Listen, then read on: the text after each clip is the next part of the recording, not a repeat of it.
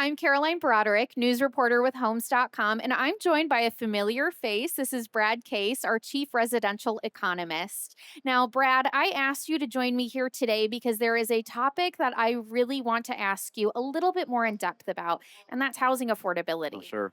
And the first thing I think is my first question for you is really what is in the mind, I think, of an everyday consumer who thinks and sees homes are extremely unaffordable. From the National Association of Home Builders, the price to income ratio is quite high.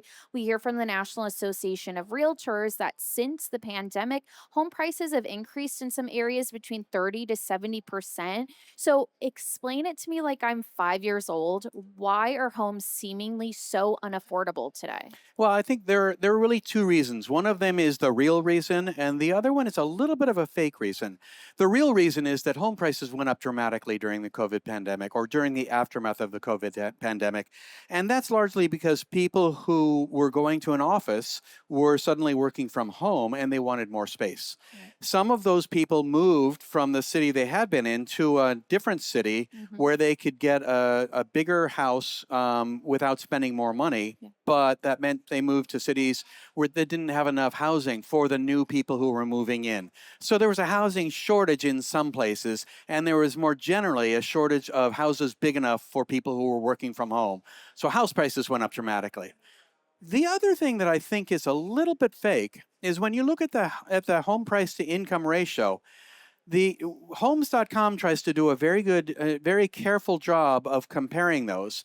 And so we're looking at the incomes of people who are thinking about buying homes. Other people look at overall incomes, including a lot of people who are retired. That means they're not looking to buy a home. And if they were going to buy a home, it wouldn't be based on their income. It would be based on the proceeds from the home that they sold before. So if you look at the income side of that equation a little bit more carefully, then the affordability issue is not quite as bad as it would be otherwise. And here's the really important thing. As we try to work our way out of this affordability problem, it's income growth that's really going to do the trick. Those house prices went up dramatically. They are not likely to come down. What we have been seeing at Homes.com is that house price appreciation is continuing, but very moderately. So we're not seeing home prices come down, and I don't expect us to see home prices come down, but I do expect to see income continue to increase, and that will help some of those people who are hoping to buy a home.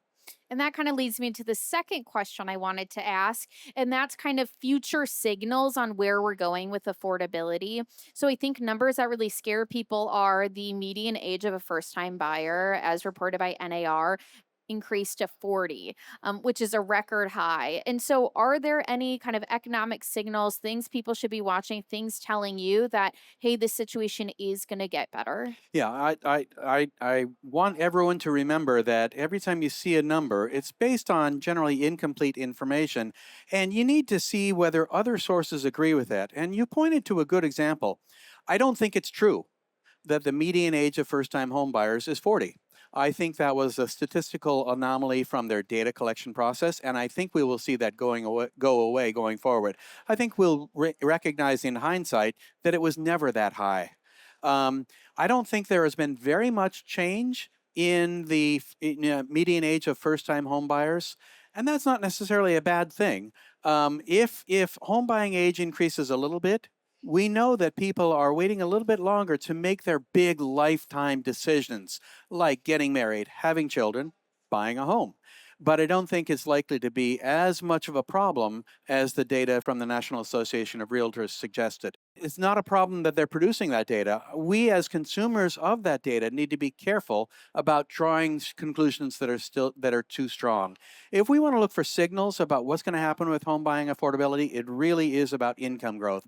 And what we have seen over the last few years is that incomes throughout the income distribution have continued to increase strongly, more strongly than house price appreciation and more strongly than income, which helps homebuyer affordability. Homebuyer affordability has actually been getting better for about 2.5 years. It's very hard to see unless you focus on the income part of that equation. And then we can see that the people who are most interested in buying a home for the first time are seeing their incomes grow enough to help them become ready to buy a home for the first time. Gotcha. Well, Brad, thank you for adding your insight into those questions that I think an everyday consumer really has and has those understandings. I understand your next column, your next video for Homes.com is going to be about some more maybe red herrings. So if you want to see more from Brad, hear more about his insights into residential economics, check out Homes.com/news.